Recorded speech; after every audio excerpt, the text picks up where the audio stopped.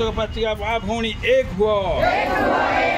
पाचक पाचिका माँ भौणी ऊपर अन्याय अत्याचार चलिबो नाही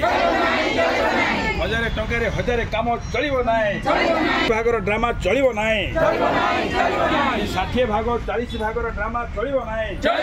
पाचिका माँ भौणी मानकु सर्वनिम्न मजूरी लागू करिबा अमर दाबी केंद्र साई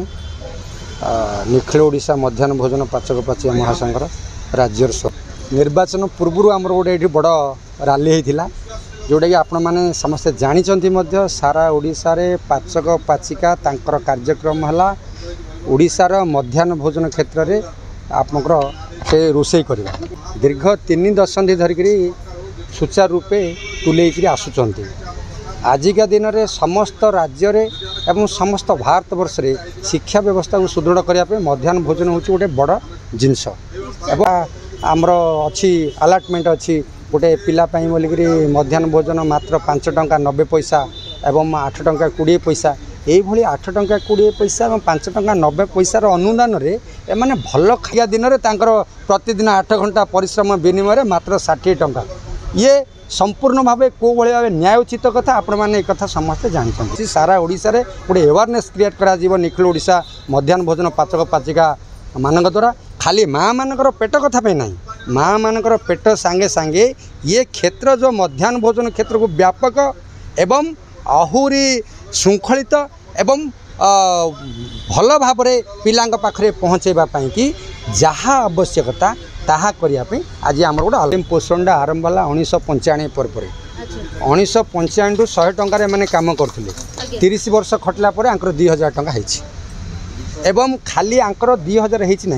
5 टंका 90 पैसा कौटी किसी आप गोटे मिल है गोटे पिलापाई हो पार 8 टंका 20 मिल हो पार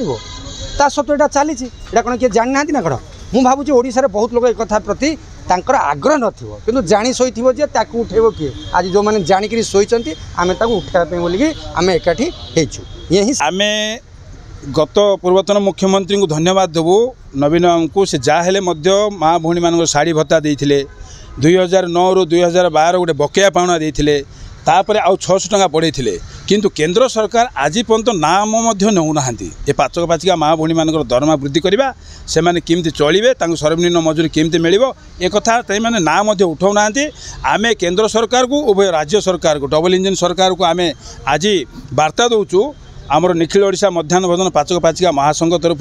जदि आगामी दिन में आमर पाचक पाचिका जो 1,10,000 अच्छा ओडिशा रे सेमानक प्रति सर्वनिम्न मजूरी बीमा योजना परिचय पत्र ये सबू दाबी गुड़ाक जदि सेमाने कर्णपात न करती ताहले आमे आगामी दिन आंदोलन को तीव्रतर करू आज आज सभा निष्पत्ति कर संध्याराणी स्वाई मु निखिल ओडिशा मध्याह्न भोजन पाचक पाचिका महासंघर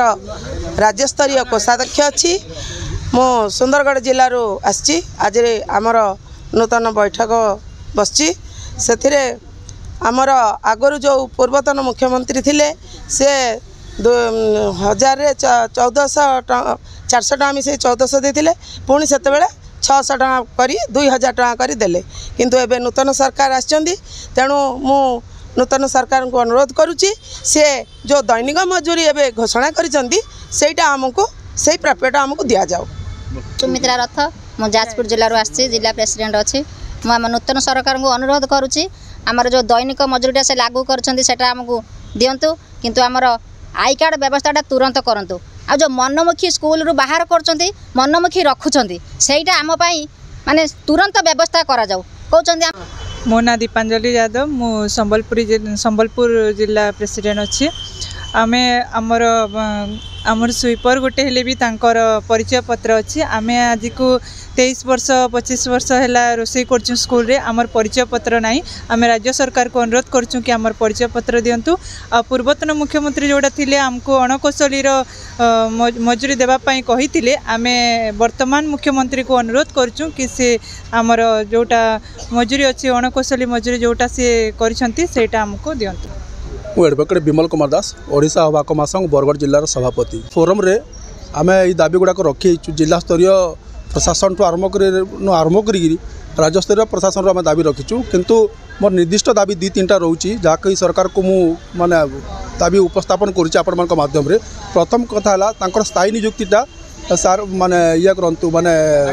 निश्चित करंतु तापर एमान दरमा तो जहाँ अच्छी समुद्र को संख्ये तांको दरमाटा माने घर चलला भलिया तांको दरमा हेबा कथा तापर मान भविष्य निधि पांठी एवं एक्सीडेंटाल बेनिफिट ये सब दाबी गुड़ाक